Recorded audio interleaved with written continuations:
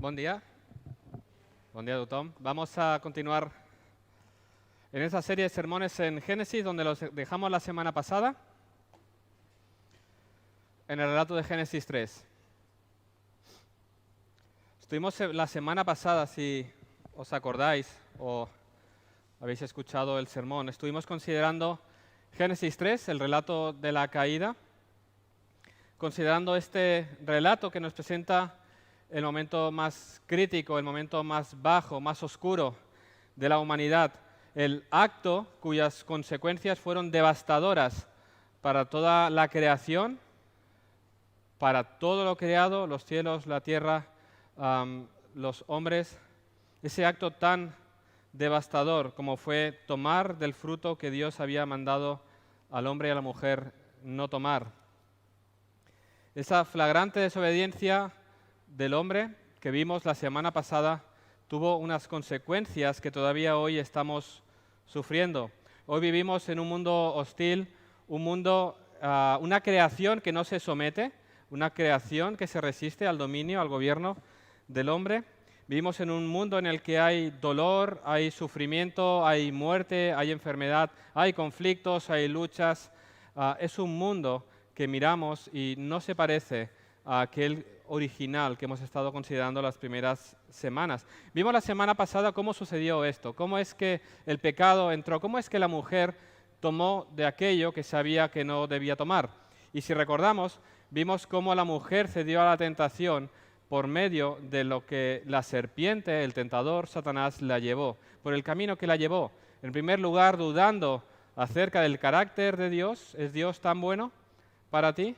Luego llevándola a la incredulidad, diciéndole descaradamente, no moriréis, no le creas a Dios, y una vez la duda es sembrada en la mente de Eva, una vez ella no le cree a Dios, entonces se deja llevar por sus sentimientos, por su corazón, por sus afectos hacia aquello que ahora es apetecible, y es ese fruto prohibido. Y ella toma y lo come, luego se lo da al hombre, él toma y lo come, y entonces de repente aparece la vergüenza.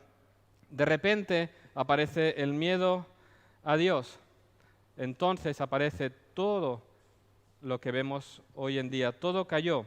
Ese fue un desastre de consecuencias devastadoras. De un jardín somos expulsados a un mundo hostil. De estar en la presencia de Dios somos llevados lejos a estar bajo el juicio de Dios. Del gozo y la felicidad al dolor y al sufrimiento, y de la vida eterna en la comunión con Dios a la muerte. El panorama cuando leemos Génesis 3 y lo que sucede es realmente patético. Aquello que Dios había creado que era tan bueno, aquello que era tan precioso que el hombre disfrutaba, todo quedó afectado por aquel simple acto de tomar de aquello que no debían tomar. Y vemos el escenario y es lamentable. Ya no hay marcha atrás. Han desobedecido a Dios, por lo tanto, ahora van a sufrir las consecuencias. Y estuvimos viendo las consecuencias, cómo de repente queda afectada la relación entre el hombre y Dios, entre los hombres y el hombre con la creación, todo queda afectado. Es un momento triste, pero como ya avanzaba la semana pasada, en medio de esa oscuridad, en medio de ese momento triste y lamentable, hay esperanza. Dios da luz en medio de esa situación. Dios va a proveer salvación al hombre por medio de uno que va a deshacer la obra de Satanás. Esa es la promesa de Génesis 3. Si me acompañáis, Génesis 3:15, leemos así: pondré enemistad entre ti y la mujer, entre tu simiente y la simiente suya. Esta te herirá en la cabeza y tú le herirás en el calcañar. El Evangelio. Va a venir uno que va a traer salvación, aplastando la cabeza de la serpiente, deshaciendo las obras de Satanás. Ese es el Evangelio. Fijaros, sí, ellos serán expulsados del jardín, ellos van a estar bajo el juicio de Dios, expulsados de Edén sin posibilidad de retorno, pero son expulsados con una promesa. Vendrá uno que resolverá, que deshará todas las obras del enemigo, uno que va a aplastar la cabeza de la serpiente. Este texto es conocido como el protoevangelio, es el primer anuncio de esa buena noticia. Toda la Biblia, desde aquí en adelante, nos muestra el desarrollo y el progreso de la promesa de Dios para con el hombre. Así que toda la Biblia nos revela el plan de Dios por medio de aquel que iba a deshacer las obras de maldad. La Biblia no trata de mí, la Biblia no es un manual de instrucciones para vivir, es el mensaje de salvación de cómo Dios se ha propuesto resolver el problema del pecado por medio de un Salvador. Ese es el mensaje de la Biblia, desde Génesis 3:15 hasta su cumplimiento final. Y es en este mensaje en el que quiero que meditemos en esta mañana. Y lo primero que quiero enfatizar antes de entrar al detalle en la promesa es que nos demos cuenta de que hay una promesa. Dice, bueno, es obvio, hay una promesa. Explícame en qué consiste la promesa. Bueno, el hecho de que haya una promesa de salvación es algo importante, es algo fundamental. ¿Por qué es importante? Porque Dios no tenía por qué hacer nada. Dios no estaba obligado de ninguna manera a hacer ninguna promesa al hombre. No estaba obligado por nosotros para proveernos una salida por haber violado nosotros la ley de Dios. Él no tenía por qué haber hecho nada. La Biblia se podía haber terminado en Génesis 3 y nadie podría acusar a Dios de injusto, porque precisamente lo que iba a ejecutar era su justo juicio. Si coméis, moriréis. Si se termina aquí, alabaríamos a Dios por toda la eternidad, porque Él es justo. Pero Dios mostró su misericordia para con el hombre en que le hizo una promesa de salvación. Quiso mostrar su misericordia para que le alabemos por toda la eternidad, porque Él es justo y porque Él es misericordioso. Vamos a ver cómo esto fue solamente por gracia. Él no estaba obligado, Él lo quiso hacer por gracia, para mostrar su misericordia. Fijaros, Dios viene al encuentro del hombre. Dios viene, se acerca al hombre caído. Lo vemos en el versículo 9. Jehová Dios llamó al hombre y le dijo, ¿dónde estás tú? Ahora, como decíamos la semana pasada, esto no es una pregunta sobre la ubicación física. ¿Dónde estás, Adán, que no te veo? No, esa pregunta debía llevar a Adán a darse cuenta de que había algo. Había sucedido algo había hecho, algo había pasado. Dios venía a ver qué había sucedido. Esa pregunta, esa manera de actuar de Dios, la vemos en otras partes. Más adelante podemos ver en Génesis 4 cuando Dios le pregunta a Caín, ¿dónde está tu hermano? Claro que Dios sabe dónde está su hermano, pero Él quiere una respuesta de Caín. Luego más adelante en el relato de la Torre de Babel, aquella torre que los hombres construían para llegar hacia el cielo y hacerse un nombre, en ese relato vemos cómo Dios desciende para ver la ciudad y la torre que Dios había edificado. Es decir, Dios viene a ver qué es lo que ha sucedido. Dios comprueba con sus propios ojos lo que está sucediendo. Esto nos demuestra que Dios siempre actúa en base a la verdad de los hechos. Él viene, comprueba y ve. No es un Dios caprichoso, sino un Dios que actúa con verdadera justicia. Dios, como decía, podía no haber hecho nada, simplemente haberlos fulminado. De la misma manera que en el Nuevo Testamento vemos a Ananías y Zafira, por causa de su pecado, cayendo muertos, Dios podía haber hecho aquí lo mismo, pero quiso acercarse para ver y hacer lo que viene a continuación. Y lo hace por medio de esta pregunta, ¿dónde estás, Adán? Y luego le pregunta, ¿quién te enseñó que estabas desnudo? ¿Has comido del árbol que yo te mandé que no comieses? Dios le hace una pregunta, porque para que haya restauración es necesario que haya primero confesión. Pero en vez de confesión, lo que se encuentra aquí es la respuesta típica del hombre, que culpa a otro fuera de sí. En vez de reconocer su pecado, sí, he tomado del fruto, Adán culpa a la mujer que Dios le había dado. Entonces, Dios se ha acercado al hombre, le hace una pregunta, el hombre le dirige hacia la mujer, Dios va hacia la mujer y también le hace una pregunta. ¿Qué es lo que has hecho? Una vez más, buscando confesión. Y se encuentra una vez más con excusas. La serpiente me engañó y comí. Fijaros que Dios no se acerca primero a la serpiente, que es, a nuestros ojos, el principal culpable. Satanás es el que ha venido y ha tentado a la mujer. ¿Por qué Dios no se dirige primero a la serpiente y se dirige a Adán y luego a Eva y en tercer lugar se dirigirá a la serpiente. Porque cada uno de ellos es responsable de su pecado. Adán es responsable de haber pecado y culpa a Adán por su pecado. Eva es responsable de su pecado y culpa a Eva por su pecado. Es importante que veamos que ellos son responsables de sus actos. Adán es culpable de haber tomado del fruto, Eva es culpable de haber tomado del fruto. Fijaros a qué punto ha afectado el pecado en que Adán y Eva hacen el juego de Satanás y distorsionan la verdad. ¿Qué dice Adán? Ha sido la mujer que tú me diste. ¿Qué dice Eva? Ha sido la serpiente que tú creaste. Si no hubiera serpiente, esto no habría sucedido. ¿De quién es culpa? De Dios, por haber creado la serpiente. Yo sí he hecho mal, pero claro, he sido incitado por otro a hacerlo. Pero Dios nos muestra aquí cómo el verdadero culpable es el hombre. Ellos son responsables. Cada uno ha de responder por sus actos.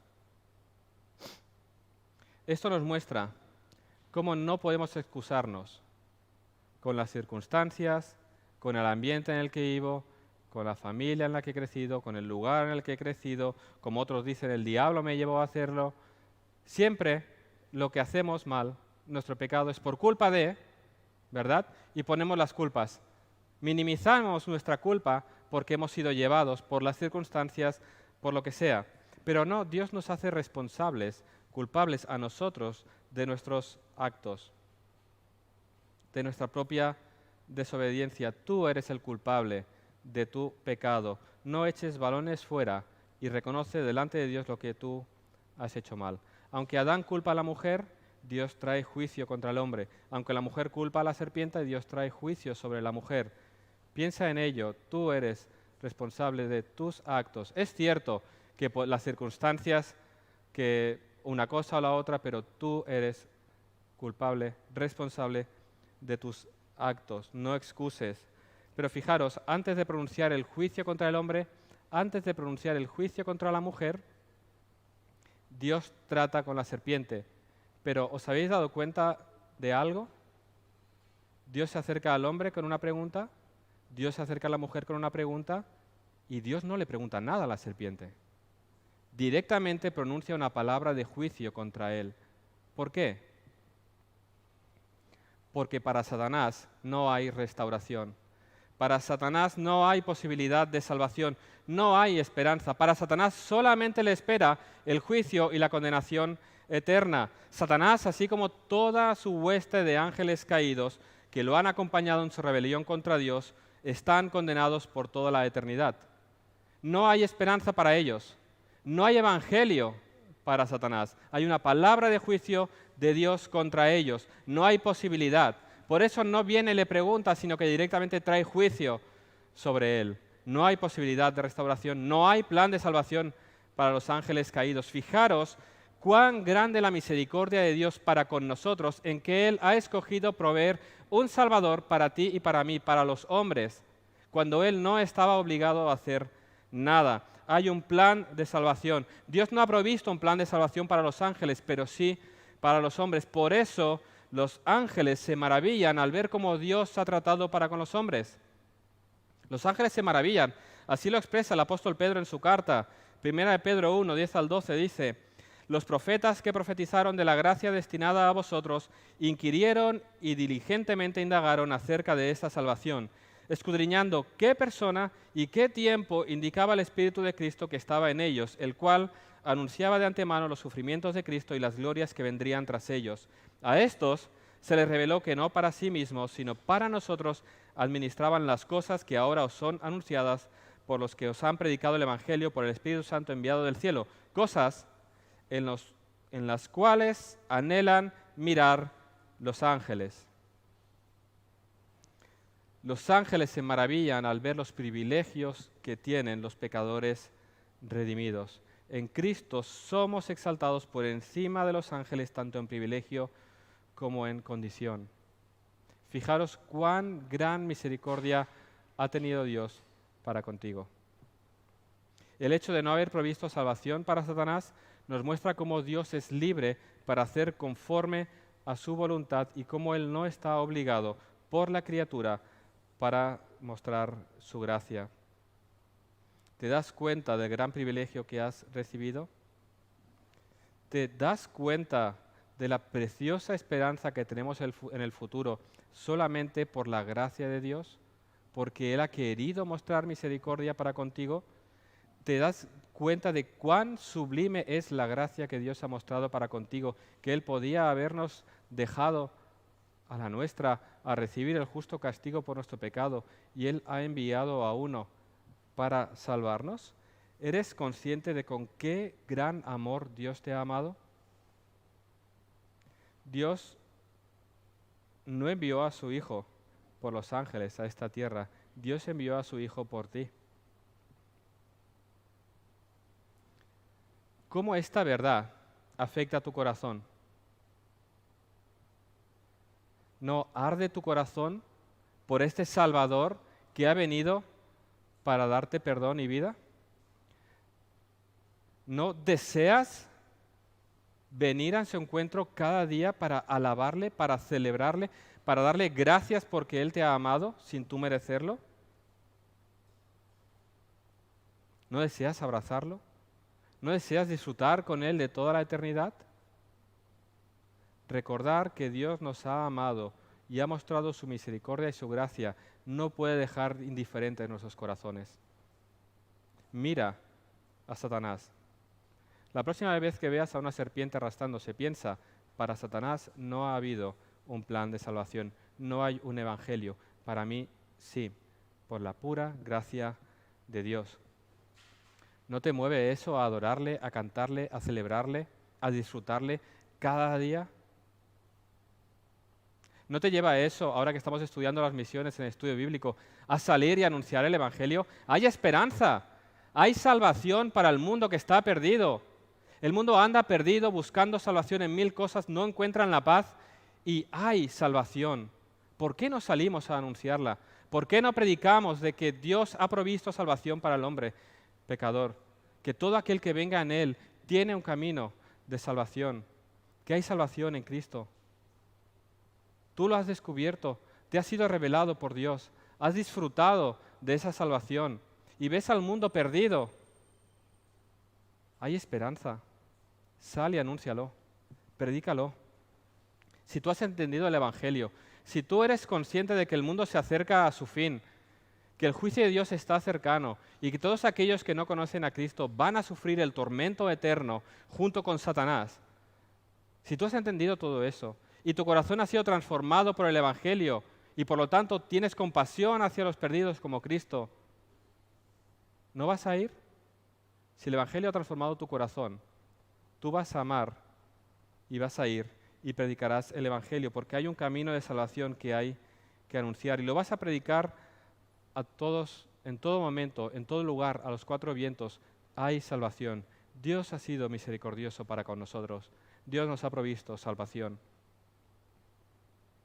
Recuérdalo, Dios ha sido muy misericordioso para contigo. Fijaros, el hecho de que fuimos expulsados de Edén, y Dios colocó un guarda para impedirnos acercarnos y tomar del árbol de la vida fue una muestra de misericordia. ¿Por qué?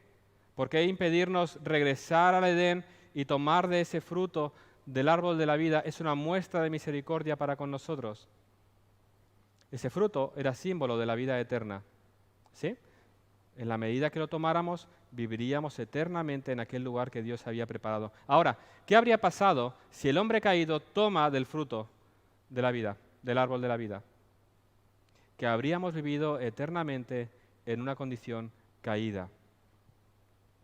Y Dios nos protege incluso de esto. Nuestra condición habría sido como la de Satanás, eternamente condenados.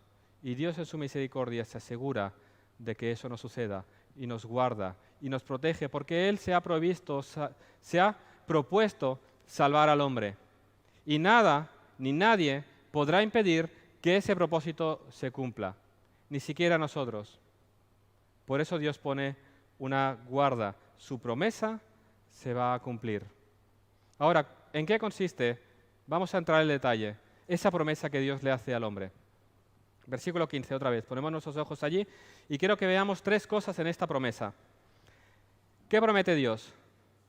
Enemistad entre Satanás y la mujer, enemistad entre la simiente de Satanás y la simiente de la mujer, y que uno de la simiente de la mujer aplastará la cabeza de la serpiente. Estas tres cuestiones forman parte de esta promesa.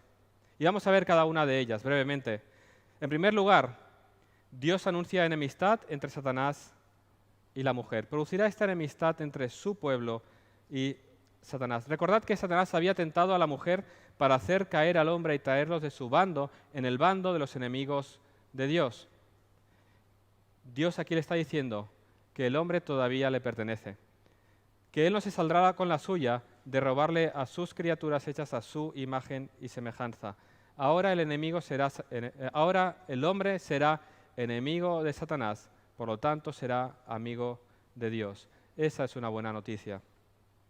En segundo lugar, Dios anuncia enemistad entre la simiente de la serpiente y la simiente de la mujer, es decir, entre la descendencia de la serpiente y la descendencia de la mujer. Ahora, entendemos que toda descendencia necesariamente tendrá que ser de Eva, ¿sí?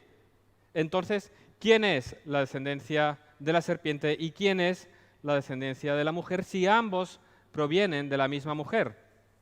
Bueno, lo que vemos aquí es la separación de la humanidad en dos bandos.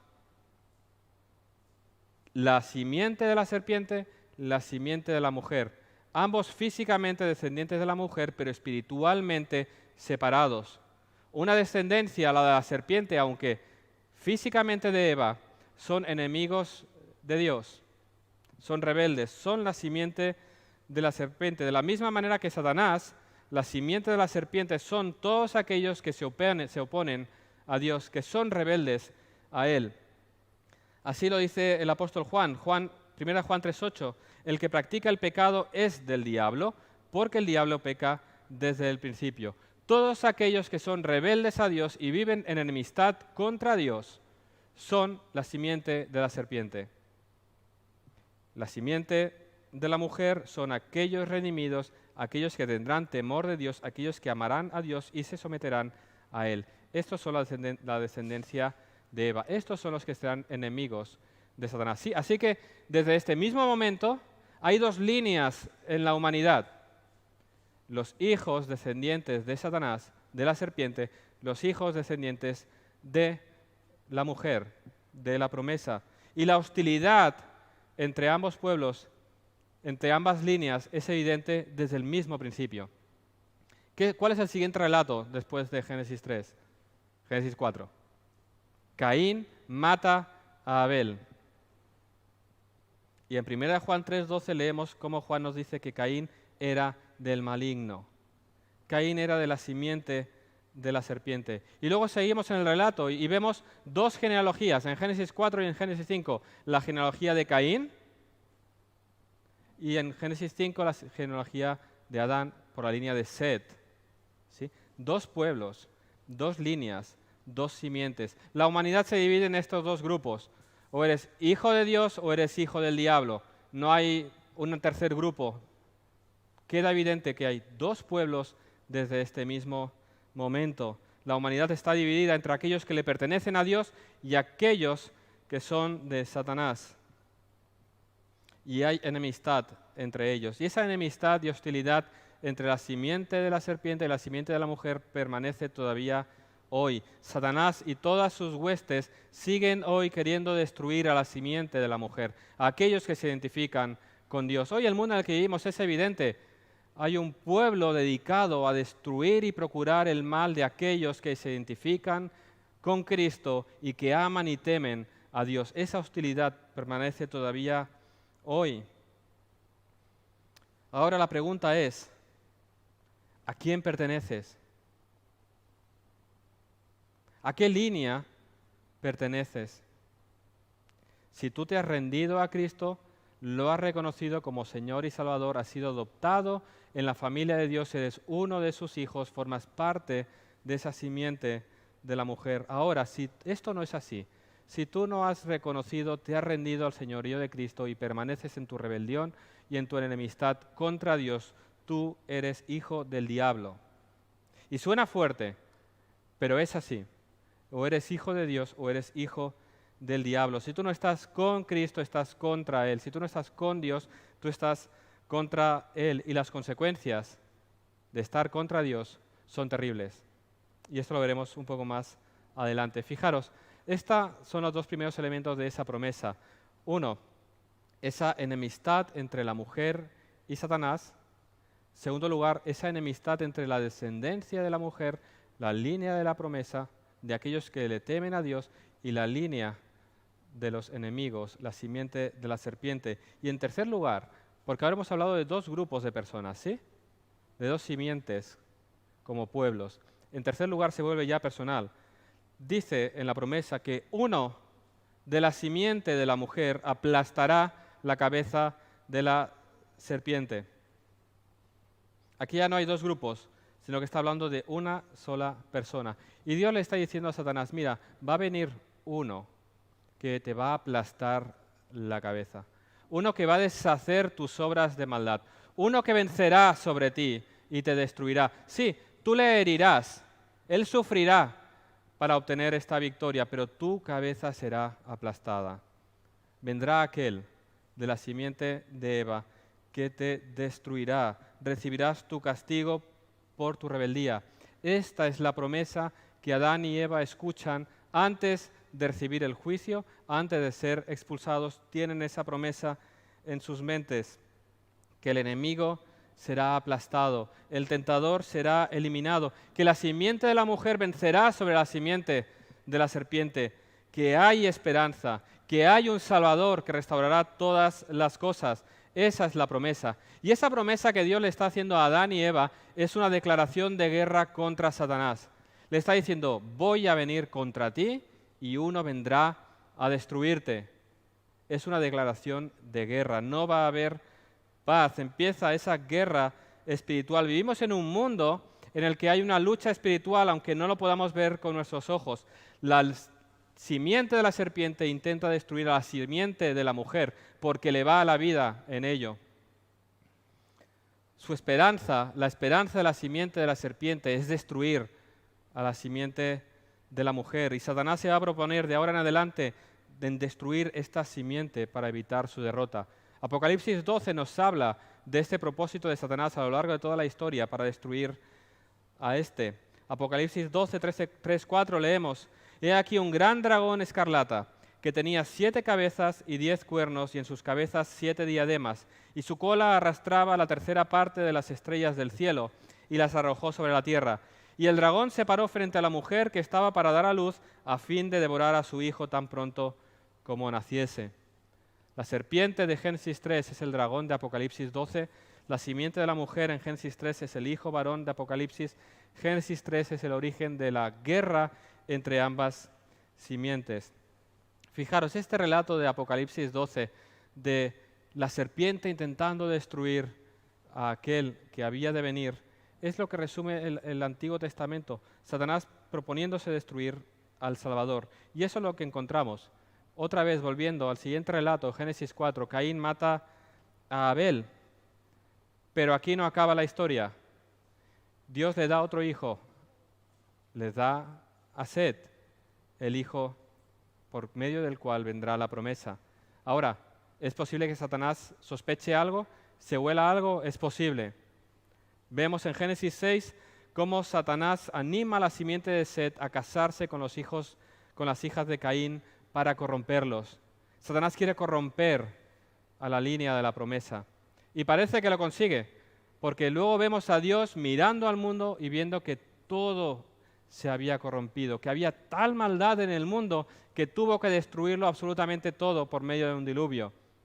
¿La serpiente lo ha conseguido? ¿La simiente de la mujer se ha corrompido? ¿Ha vencido? Parece que sí, porque Dios mira al mundo y solo ve mal. Pero cuando Dios mira hacia el mundo y ve toda esa maldad, hay uno que halló gracia ante sus ojos, Noé. Y Dios envió juicio al mundo y preservó a la familia de Noé. La promesa sigue adelante. y desde ahora hasta el final es siempre lo mismo. El enemigo procurando destruir la línea de la promesa para que el plan de Dios no se cumpla, para que no llegue aquel que le va a aplastar la cabeza. Y eso es lo que encontramos en todo el relato del Antiguo Testamento. Pero la promesa sigue adelante en esta familia, en la familia de Noé. Hay alguien todavía que teme a Dios y eso nos muestra que los propósitos de Dios siguen adelante siempre. Y podríamos hacer todo el recorrido, pero no lo vamos a hacer. Vamos a ir directamente al Nuevo Testamento para ver precisamente esto que decía Apocalipsis, cuando el dragón se paró frente a la mujer que estaba para dar a luz a fin de devorar a su hijo, tan pronto como naciese. En el avance de esa promesa llegamos a un momento crítico en la historia, que es en Belén, donde Jesús nació. Ese acto, ese bebé que nacía, con pastores viniendo a adorarlo, con los ángeles viniendo a adorarlo, era toda una declaración de intenciones por parte de Dios. Jesús ha venido a instaurar su reino en medio del territorio enemigo. Y esas hostilidades de la simiente de la serpiente siguen adelante.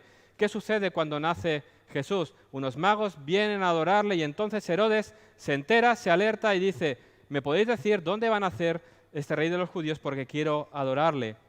Su propósito es destruir a aquel Mesías que había venido. La serpiente continúa queriendo destruir a la simiente de la mujer y se propone destruirlo, pero Dios avisa en sueños a los magos que se desvían y no le cuentan. Victoria para Dios, fracaso para la serpiente. Entonces Herodes se enfada y manda a matar a todos los niños menores de 2 años, porque así me aseguro de que destruyo a ese supuesto rey de los judíos. Pero Dios ya se ha encargado y ha enviado a su hijo lejos, a Egipto, y lo preserva. Una vez más, otro fracaso de la serpiente que nos muestra una vez más que los propósitos de Dios se cumplen y siguen adelante porque Él tiene poder para cumplirlo. Fijaros, toda la historia es una derrota tras derrota tras derrota de Satanás. Está perdido, está fracasado, solamente está esperando ya el final, pero Él ya está derrotado. Una y otra vez Dios ha ido infringiendo victoria tras victoria, humillación y humillación para la serpiente. Ese es el relato. La serpiente nunca podrá frustrar el propósito de Dios. Por mucho que se esfuerce, por mucho que luche y lo intente, nunca podrá detener los planes de Dios. El nacimiento de Cristo en Belén es una victoria más de Dios sobre la serpiente. Y la historia continúa, porque a este Mesías, a este Salvador que había venido, los hombres lo toman y lo clavan en una cruz. Y en ese momento parece que las huestes del mal han vencido. El Salvador, aquel que venía a liberarnos, aquel que venía a rescatarnos, derrotado en aquella cruz y muerto. Y ahí donde las huestes del mal podían pensar que iban a vencer, donde creían que la simiente de la mujer estaba derrotada, en esa cruz se estaba produciendo una victoria cósmica. En aquella cruz, Cristo estaba venciendo al poder del pecado, al poder de la muerte, aplastando la serpiente en aquella cruz. La humilló públicamente en aquella cruz donde Él pagó con nuestra culpa y le ha quitado a Satanás todo su poder. No puede hacer absolutamente nada más. Y en esa cruz humilló a la serpiente. Fijaros cómo lo explica Pablo en Colosenses 2, 14, 15, cuando habla a los colosenses cómo en aquella cruz Jesús estaba anulando el acta de los decretos que había contra nosotros, que nos era contraria, quitándola de en medio y clavándola en la cruz. Y despojando, escuchad bien, a los principados y a las potestades, los exhibió públicamente, triunfando sobre ellos en la cruz. No es casual este uso del vocabulario de Pablo. Esta imagen es la imagen de un general romano vencedor que hace un desfile triunfal entrando en la ciudad con los derrotados detrás, humillados. Eso es lo que ha hecho Jesús en la cruz. Él entra como un general victorioso y el enemigo está allí derrotado, humillado, expuesto a las burlas de todo el pueblo que ve cómo ha sido derrotado. Eso lo hacían los generales, entraban en la ciudad con los mayores, con los más importantes de los enemigos, para que sean humillados, expuestos a la vergüenza pública. En la cruz Cristo venció a la serpiente. ya no hay poder. Ha sido echado fuera, ha sido arrojado a la tierra, ha sido atado. Satanás ha sido despojado de su poder para acusar. Ya no puede intimidar a los hombres, no nos puede someter con el miedo a la muerte y la separación eterna, porque Cristo ha vencido en aquella cruz y su victoria es nuestra victoria. Cristo ha vencido al poder del pecado, al poder de la muerte, en su muerte y resurrección. Satanás ha sido despojado de su poder. Antes lo hemos cantado. Pablo lo decía. ¿Quién acusará a los escogidos de Dios? Dios es el que justifica. ¿Quién es el que condenará? Cristo es el que murió, más aún el que también resucitó, el que además está a la diestra de Dios, el que también intercede por nosotros.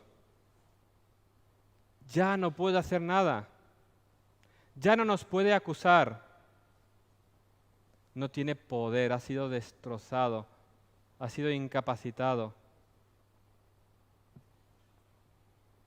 Cristo ha vencido a la simiente, la ha aplastado en la cabeza. Para eso vino Cristo. Así lo dice Juan en 1 Juan 3:8. Para esto apareció el Hijo de Dios, para deshacer las obras del diablo.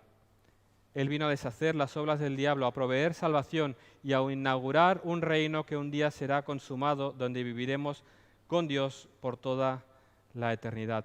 Dios nos ha provisto salvación, nos ha provisto un Salvador que ha vencido a nuestro enemigo. ¿A qué le temes? ¿A qué tienes miedo? Si en Cristo hay victoria, en Cristo hay poder. Él es aquel vencedor que ha derrotado, nos ha dado la victoria y ahora nos lleva en sus manos a recibir la recompensa. Esa herencia en los cielos, donde estaremos con Él por toda la eternidad.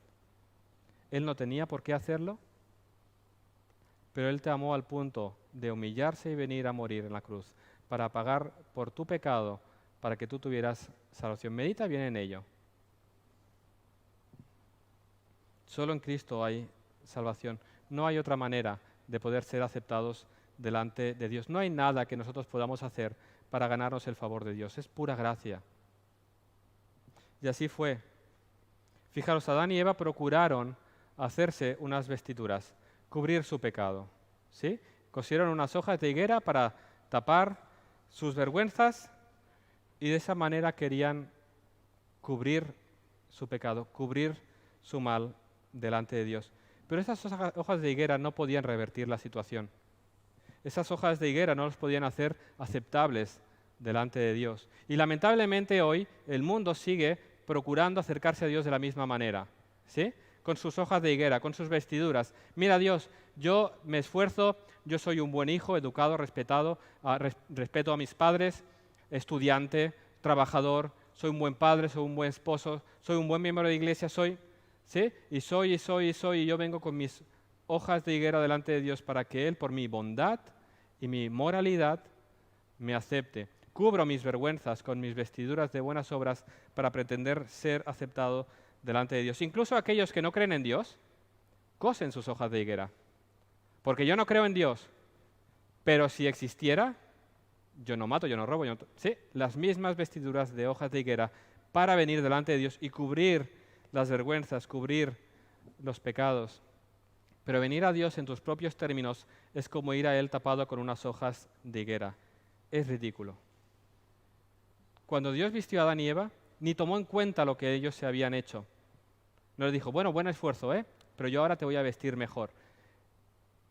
No servían absolutamente para nada. No podían revertir la situación. No podían hacerlos aceptables delante de Dios. No podemos conseguir nada si nos acercamos a Dios con nuestros propios planes. Es Dios que se acerca al hombre. Solo en Dios hay salvación. Ellos debían responder en fe a la promesa que Dios les había hecho.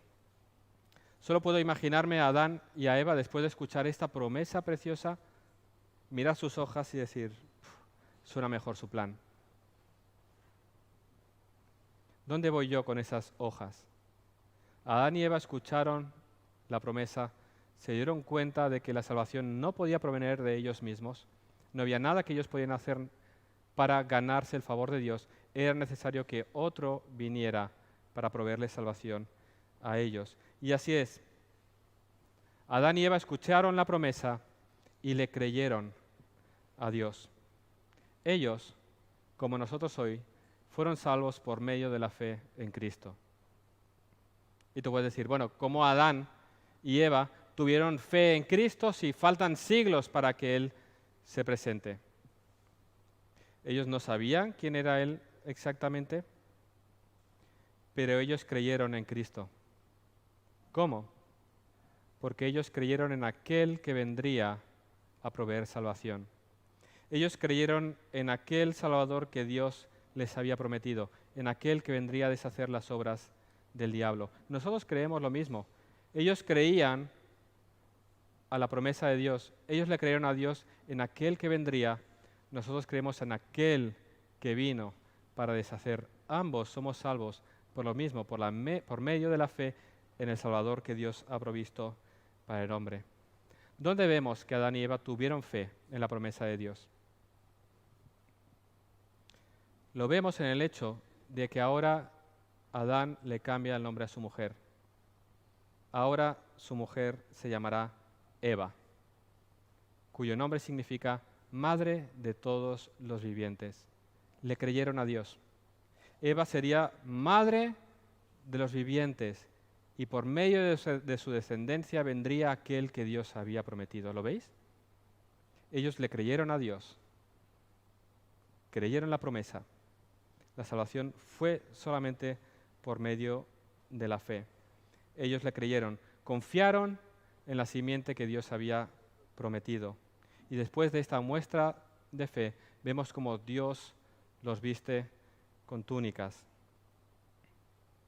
Y ya desde el principio, Dios les enseña que para que el pecado del hombre sea cubierto, alguien tiene que entregar su vida.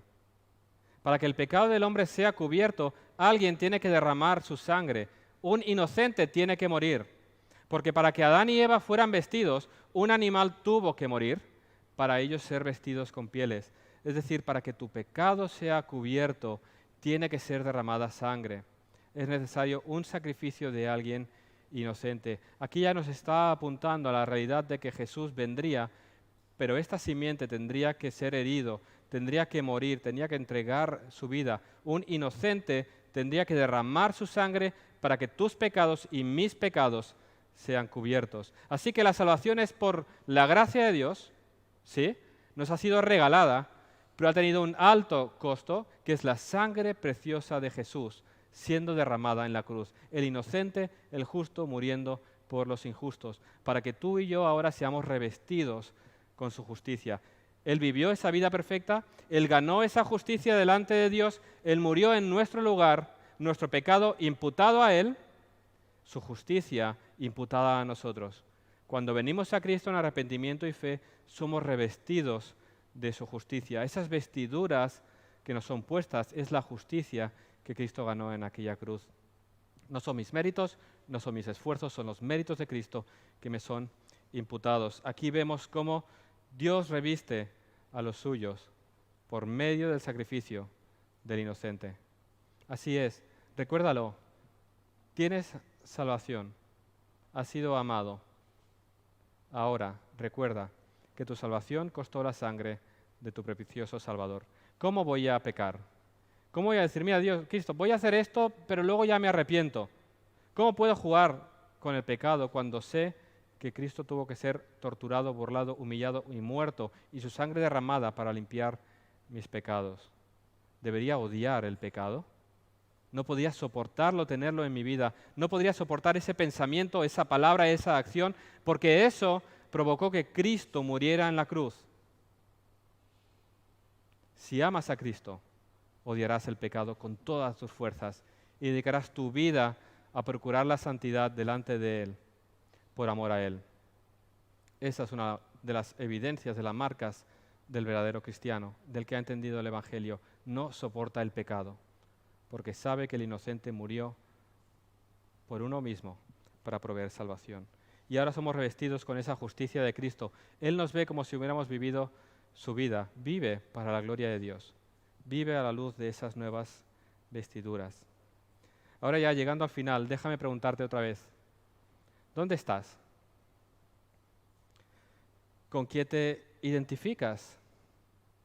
¿Eres hijo de Dios o eres hijo del diablo? La mala noticia, si no estás en Cristo, si sigues en rebeldía contra Dios hoy, es que formas parte del equipo del diablo y estás condenado. Estás perdido. Satanás ha sido derrotado, ha sido vencido, solamente está esperando el momento en que junto con aquellos que se identifican con él sufrirán la ira y el tormento eterno en el infierno. Si tú no estás con Dios, Dios está contra ti. Y que Dios esté contra ti es lo más terrible que puedas imaginar, porque Él tiene todo el poder sobre tu alma y Él te puede mandar al infierno donde sufrirás su ira por toda la eternidad. No te equivoques, si tú no estás en Cristo, Dios no te ama. Vas a recibir su ira por toda la eternidad. Un día derramará toda su ira. Ven a Cristo. Ven a los pies de la cruz en arrepentimiento. Déjate cubrir por esa sangre que limpia de todo pecado y encuentra la salvación que hay en Él. Y hazlo antes de que sea demasiado tarde. Reconoce tu miseria. No prepares un poco tu vida antes de venir a Dios. Ven en tu miseria. No intentes coser tus hojas de higuera. Ven tal y como eres y reconoce tu miseria. Humíllate delante de Él. Ven a Él desnudo. Él lo ve todo. Y ríndete y clama a Él por perdón y por salvación. En Él hay perdón. Él lo hizo todo en aquella cruz. Y si estás en Cristo, da gracias a Dios por ello. Medita en esa verdad en tu corazón cada día para alimentar tu corazón y llevarte a alabarle más y más. Grábate esta verdad. Satanás ha sido derrotado, ha sido vencido. Hay victoria para el pueblo de Dios. ¿Por qué es importante que nos grabemos esta verdad en nuestros corazones? Porque estamos en medio de una guerra espiritual. Hay una lucha. ¿Eres consciente de ello? Hay una lucha primero dentro de nosotros. Una lucha contra el pecado, ¿sí? Una lucha por arrancar todo aquello que todavía hay en nosotros que no es del agrado de Dios. Y en esa lucha, Satanás estará diciendo, como decía antes, ¿tú crees que puedes venir a Dios así? ¿Tú crees que eres cristiano si has hecho esto? Y querrá empezar a ponerte duda, ¿verdad? Pero recuerda, en Cristo hay perdón. Recuerda, si hay lucha en tu corazón, dolor por el pecado, y Satanás te está insinuando, quizás no eres cristiano, piensa en ello. Si hay lucha, si hay incomodidad en tu corazón por causa del pecado, es que hay vida en tu corazón. Porque la simiente de la serpiente lucha contra la simiente de la mujer. Hay una lucha en tu corazón. Eso indica que hay vida. Aférrate a las promesas. Clama a Cristo por perdón, por limpieza cada día y recuerda que en Él hay poder para salvar. Que el enemigo te puede susurrar lo que quiera, pero ya no te puede acusar, ya no te puede condenar. Está vencido. Y recuerda esto. Recuerda que está vencido porque es real que hay una lucha en este mundo. Su poder ha sido destrozado, pero aún Satanás intenta hacer todo el mal posible.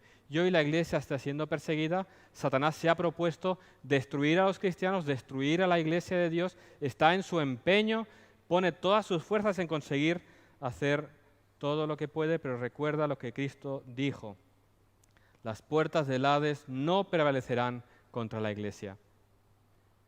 Cristo ha vencido, su reino será establecido.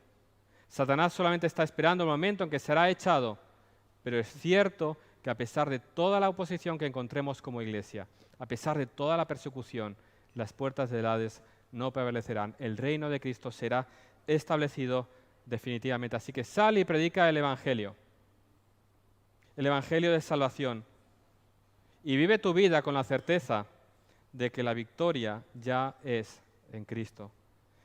Cristo nació en Belén, murió en el Calvario, resucitó al tercer día y volverá un día en poder y gloria para derrotar definitivamente a los principados y potestades, arrojar a Satanás a las tinieblas exteriores por los siglos de los siglos. Hay victoria y esperanza para el pueblo de Dios, así que vive en base a esta promesa, con la confianza de que Dios tiene todo el poder para hacerlo.